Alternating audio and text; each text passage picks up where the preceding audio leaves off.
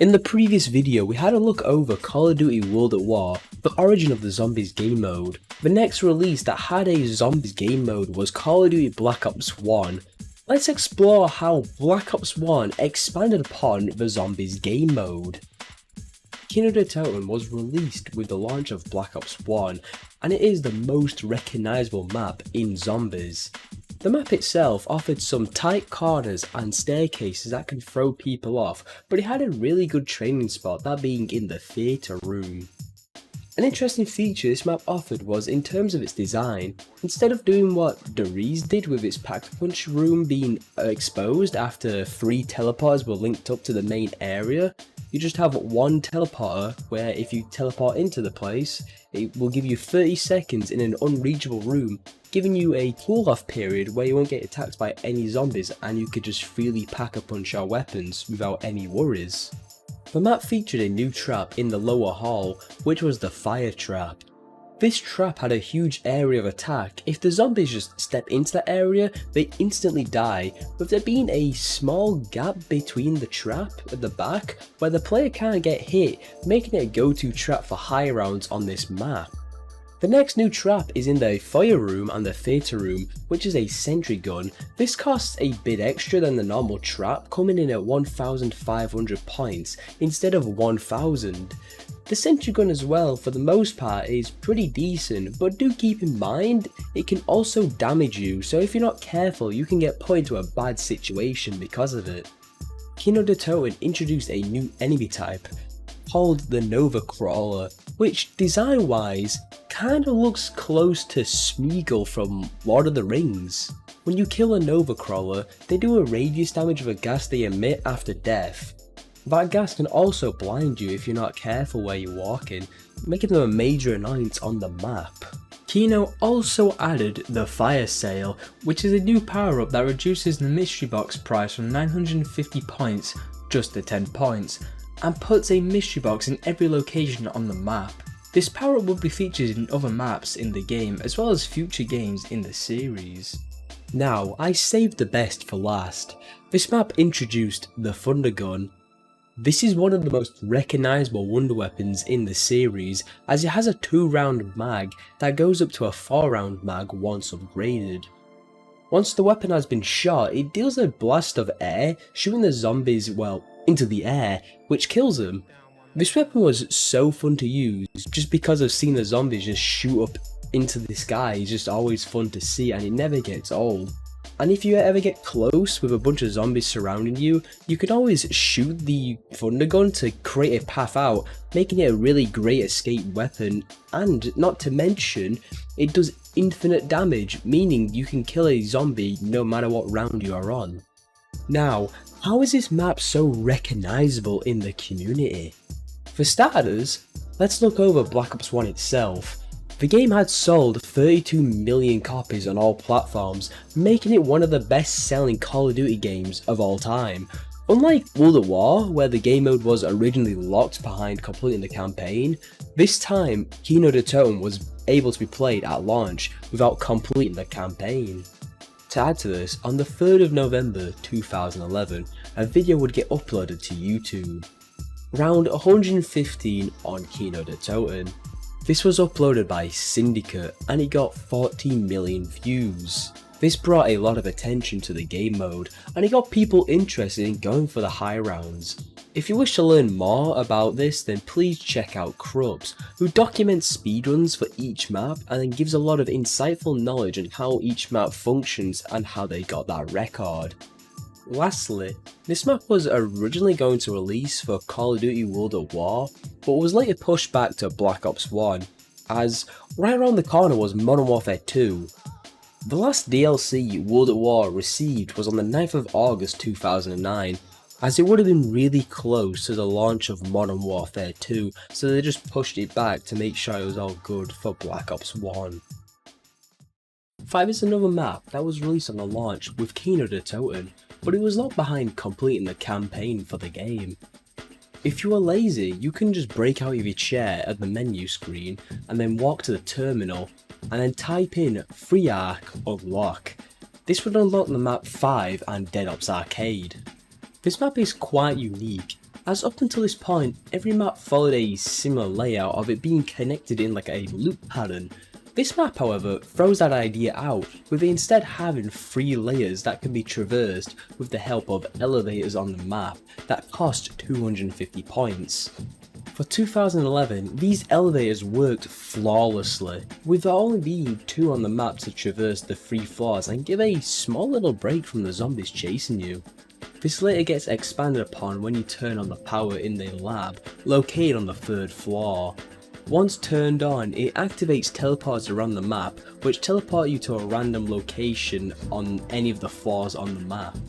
5 introduced the first big change, as up until this point there has just been dog rounds, but this time for this map there is the Pentagon Thief, who spawns in through a teleporter and slowly walks to your location until he has a clear line of sight or has been shot, then he starts to dart over.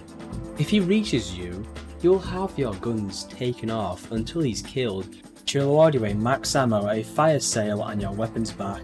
If he takes your gun and completes his cycle through the teleporters, you have lost out on your gun, but he still kinda gives you a max ammo. However, if you kill him before he takes your guns, you'll be awarded a bonfire sale. This bonfire sale is very useful as it makes upgrading your weapons so much cheaper by reducing the Pack-a-Punch price from 5,000 points to 1,000 points.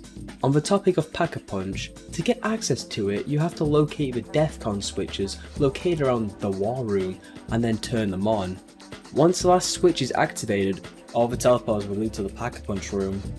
This map also introduced a new idea: buildable traps. When you spawn into the map, you can find 2 metal detectors on each side of the spawn room, with them missing a panel, which this can be located on the 3rd floor in the lab, and the other part located in the war room. Once you pick up the parts, you can install them to create active traps that cost the standard amount, 1,000 points. This would actually save the map in the high rounds to make round 100 even possible, unlike one map in this game. To add, the map also features Nova Crawlers, which are really annoying, though they only appear on the 3rd floor, so if you stay on the 1st or 2nd floor, you won't spawn any in, making the map a lot more bearable. 5 also added the first instance of the minigun, which later became a reoccurring power-up. The minigun lasted for 30 seconds, with it dealing a high amount of damage, though on high round this power up isn't really useful, as for starters it locks you to a certain speed for 30 seconds, and even firing the gun it doesn't really do much damage, making it not as useful as it could have been. The best thing about 5 is its cast of characters. The cast of characters for this map are presidential characters, with John F. Kennedy, Richard Nixon, Robert McNair and Fidel Castro. John F. Kennedy is my personal favourite, as I really enjoy playing him, as he has some of my favourite voice lines, though the other characters are really good, with them all being a likeable cast. The worst thing about 5, however, is the wonder weapon, the Winter's Howl. Concept wise, this is probably one of my favourite weapons in Zombie. Actual use wise, it is terrible. It is god awful. For starters, it's not infinite damage, which is fine, but it does 1,700 damage per shot, which by round 16 it becomes a 2-shot. To make matters worse, when you Pack-a-Punch it, it goes up to 2,400 damage, which by round 19 it becomes a 2-shot. This is by far the worst wonder weapon in the game, which is sad as the premise of the gun was really good, that being it can freeze a crowd of zombies with ease, but with its measly stats it's no better than the ray gun, which I might add has more rounds, making it more useful. On the 1st of February 2011, the first DLC for Black Ops 1 would be released, called First Strike, which added 4 new multiplayer maps and the new zombie map, Ascension. When you load into this map, you spawn on a lunar lander, descending down with the graphics slowly going from colour to black and white, which the effect stays like this until you turn the power on, where you get flashed back into colour. Ascension added 3 lunar landers, which does help traversing the map as they send you back to the spawn. If you ride all 3 of them, you can go back to the power room and activate the rocket and you can see it fly away. Once doing so, this will open the door that leads into the Pack-a-Punch room, and unlike 5 in Kino Der Toten, this room is completely open with only 2 barricades that zombies can come through, making it easy to camp in the room, and also kind of annoying if you're playing solo. Looking over the traps on this map, there isn't many, with there being 2 sentry traps located in the large areas on the map, 2 fire traps that replace the electric traps you can see on Kino Der Toten and 5, and 1 trap that doesn't cost any money located in the spawn room. This trap is called the centrifuge. This feature of the map is modelled after the ones used to train astronauts for space. The trap itself starts at random intervals, giving you a loud alarm before proceeding to spin for 5 seconds. Do keep in mind as when the centrifuge is activated, it will force you to crouch under it, though it can kill a bunch of zombies while it's spinning. What is interesting about this map is that it doesn't even have double tap, but it is instead replaced with PhD Flopper and Stamin Up, which both perks cost 2000 points, which is the same as double tap. Let's have a look over the 2 new perks. PhD Flopper negated explosive damage, which is insane for the price, and when you dolphin dive it created an explosion as well, which can damage the zombies. And Stamin Up, well, just simply made your character run faster, which did help traversing the map so much more easier. Since this map was the first to add 2 new perks into the game on top of the 4 original perks, it meant up until this point we could just have as many as we want, which was just 4, which they decided to carry that number on, which meant you have to really think about what perks you want on this map. Another major change Ascension had was its dog rounds. Just like 5, the dog rounds for this map got changed up to space monkeys, which can be seen as a reference to the actual monkeys the US government tried to send into space. To tie this in, the monkeys arrive on a lunar lander and make their way not to the player, but instead they favour the perk machines. When the monkeys start attacking, you will notice the perk icon flash. After a while, the machine will go down, causing you to lose that perk. This gives you an urge to kill them as fast as possible. Now, if you're able to kill the monkeys without them laying a finger on any perks, you'll be rewarded with a free perk for doing so. But if they touch the perk machines, you'll still get a max ammo out of it. Ascension added 2 new throwable weapons, with them being the Gersh device, which is a throwable that creates like a black hole which sucks zombies into it. It can also be used as a teleporter if the player decides to step into it. The other one is the Matryoshka doll, or Russian doll, like the real life counterpart. When the doll is thrown, it fires off an explosion, then reveals a smaller version of the doll that fire out and explode.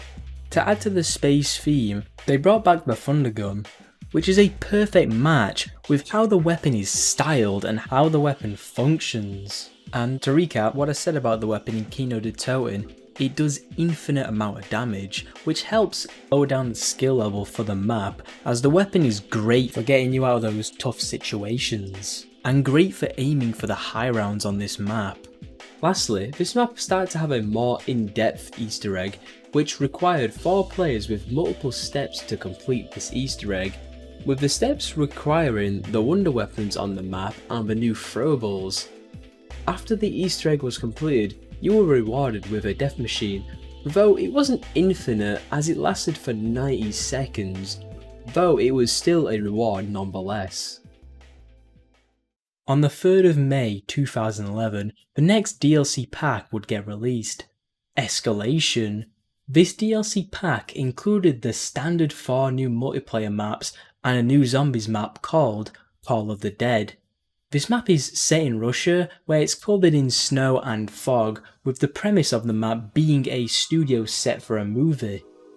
When you load into the map, you are greeted with a cutscene that introduces the new cast of characters for this map. The cast of characters consists of famous actors with Michael Rooker, Danny Trejo, Robert Englund, Sarah Michelle Gellar and George Romero. Once you spawn into the map, you are greeted by George Romero, who is the boss for this map. And instead of appearing for like one round, like a dog round, he stays until he sustains a lot of damage where he just walks back into the water and then appears the next round after. A few things to note about George is that he is slow, which is great, but he does soon catch up to the Horde, which if one bullet hits him, he starts to get angry. His attack that he does when he's angry is that of like an electric trap, with him slamming the studio light down at the player, causing him to get hit. To stop this rage cycle, you will have to use the water pools scattered around the map to cool him off, but be advised, the water makes your character move slowly and spending time in it decreases your vision, with the screen getting an iced over effect. If you deal enough damage to George Romero, you could actually kill him, with him rewarding you a free perk and a death machine for your efforts. Just like Ascension, Call of the Dead start to have a complex Easter egg, taking more steps and having a more substantial reward for doing so. The main Easter egg of this map sees us helping out the original crew, that being Ultimus, who are stuck in a room under PhD Flopper, and we are tasked with helping them escape. One of my favourite parts of this Easter egg is the final step, where you have to use the VR11 to turn a zombie into a human, which will make its way to the lighthouse and into a green beam. Once he has made his way into the green beam, you will have to kill him before he reaches the top of a lighthouse. Once doing so, a golden rod will descend down to the bottom of the lighthouse. Afterwards, you can take this golden rod to the door located underneath PhD Flopper and send it into a tube where the Ultimus crew will receive it, which will help them teleport out of the room. After completing the map's main Easter egg, you can kill George Romero, but this time he will reward you with a Wunderwaffe instead of the death machine. This power up will last until the Wunderwaffe's ammo has been depleted, though it still can continue, as if you get a max ammo, that can replenish the Wunderwaffe's ammo. Going back to the map, since it is quite spaced out, there are two new ways to traverse around this map, with one being a zipline, with one located at the top of the lighthouse and on the boat, and the other is a new addition that is like a bounce pad that is located on the boat that flings you up to the entrance of the lighthouse. The map itself doesn't have a set spawn point for the Pack-a-Punch, but it can spawn in 3 different locations, with the machine spawning in one of the pools of water around the map, with one of the Pack-a-Punch's location being in the spawn room, one near Juggernog, and one near Stamin Up. The lighthouse will use a beam of light to guide you in the right direction where the Pack-a-Punch has spawned. The newest perk introduction this map added was Deadshot Daiquiri, that cost 1500 points, which on consoles it helped with killing zombies by snapping onto them more easier, making it a good perk. However, on PC it costed 1000 points and just reduced the hipfire accuracy. Let's go over the new wonder weapons for this map, with a returning item being the Matryoshka dolls from Ascension. The first new item is the Scavenger, which is an explosive sniper rifle that pairs perfectly with PhD Flopper, but to add to this weapon it does 11,500 damage, non-upgraded, making it useful up until round 35. The upgraded version of this weapon, the Hyena Infradead, does 23,000 damage, making it great up until round 43. The biggest downside this weapon has is its ammo, as it doesn't have a lot, with the non-upgraded version having just 18 rounds and the upgraded version just having 36. The VR11 is quite interesting, as it technically doesn't output any damage, as it turns zombies back into humans, who will run into the nearest pool of water and vanish away, though the main drawback is that it can only turn one zombie into a human, even when Pack-a-Punched, and to make matters worse, it suffers the same fate as the Scavenger, with even less ammo, with the non-Pack-a-Punch version just having 12 rounds total and the Pack-a-Punch version having just 24. But what is good about this weapon is the upgraded version, VR11 Lazarus, can get George Romero to go away for one round if he's in a body of water and shot by the gun. It can also cause a zombie to explode if the zombie is hit 3 times by the weapon, And lastly, the most useful feature of the gun, if another player is shot by the gun, it gives them zombie blood, and while in this state they can kill zombies instantly, making it very useful for duos to aim for the high rounds on this map. On the 28th of June 2011, a new DLC pack would come out called Annihilation.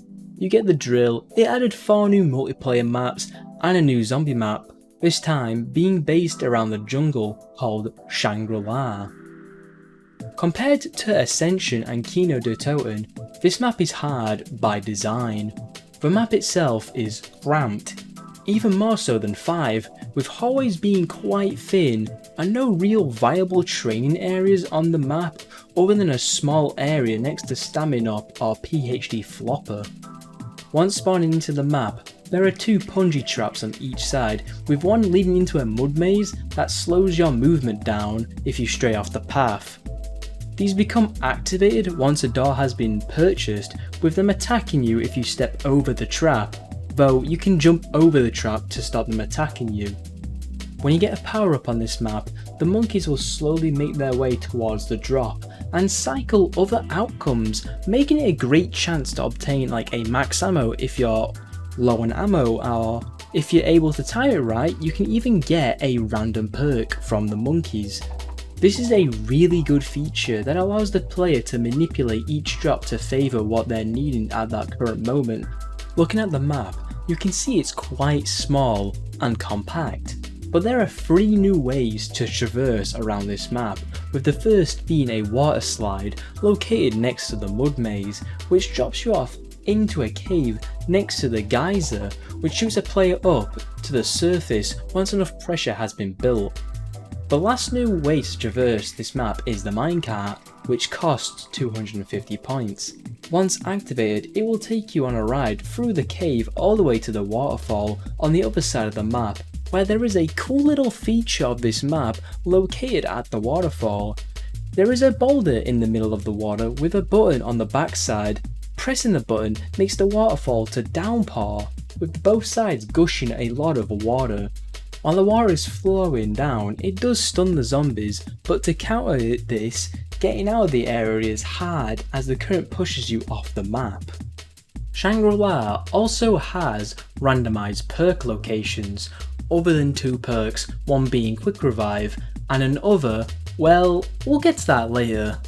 Speedcaller and Juggernog spawn on the surface, so they just switch locations, and the rest of the perks are located underground and they get shuffled around into different spots, making each playthrough of the map quite unique and completely random. To make life worse on this map, there are 2 new boss zombies that spawn on a random round and stay until they have been killed.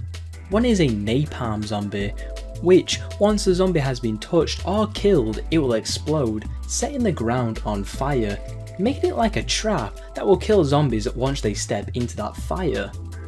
The next new boss is a Shrieker, which, compared to the napalm zombie, they move quite fast, and once they see a player, they will shriek at the player, causing them to go blind. Shangri-La added a new wonder weapon called the Shrink Ray, or this string of characters. This weapon is really good as it deals 0 damage, but it shrinks a bunch of zombies down that can be easily killed by running them over.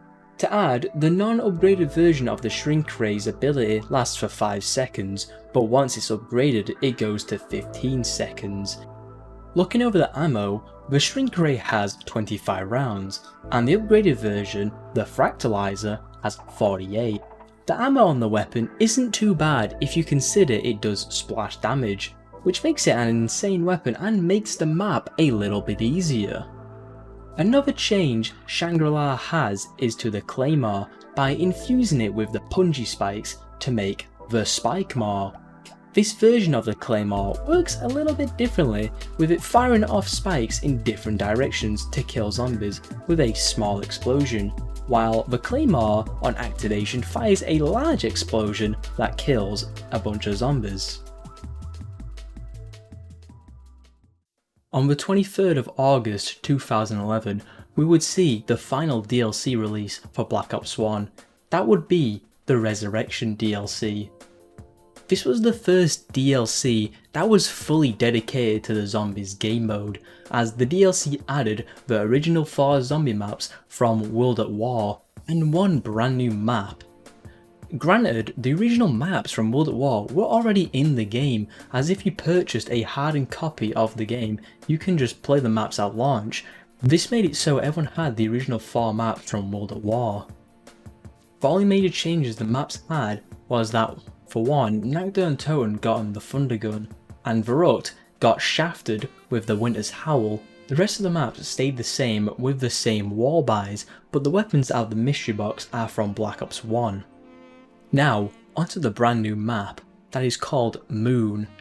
The map starts us off in Area 51, with the first major change. You will notice one thing: you can already pack-a-punch your weapons, which is weird as usually it's locked behind progression by turning on the power and linking up portals, but on this map, you're able to pack-a-punch a weapon before round 1. While in this area, there is no rounds, but zombies spawn infinite, and also dogs after a certain amount of time, making this area like a challenge to see how long you will last. And there is a perk location next to the teleport in the area that can provide Juggernog or Speed Cola, giving even more options before even round 1 starts. After a while, you will hear a loud beep notifying the players that the teleport is now accessible, making it so players can exit out of the Area 51 and teleport onto the moon. Once teleported into the Griffin station, you will finally notice the round counter has started, and your character is slowly taking some damage due to the lack of oxygen in the room. In front of you, you will see a pressurized external suit that stabilizes your oxygen, making it breathable for the character and stops you from slowly dying. When you try to move on this map, you will notice that you're in low gravity, which is really fun to mess around in, as you glide through the air with zombies doing the same thing. This feature is quite an oddity, however, as it was never really visited again in future games. There is at least one map that comes to mind, that being called Leviathan, that is a community made map inspired by Moon, featuring this mechanic. To help traverse this map, Moon added gravity pads, which functions the same as the geyser from Shangri-La, but this time in space. You will find a lot of these pads scattered around, with most of them in the biodome, with some in the air, letting you chain off the pads, making for some fast movement around the map. To spice up the map, there are 3 excavators that act as blockades on the map.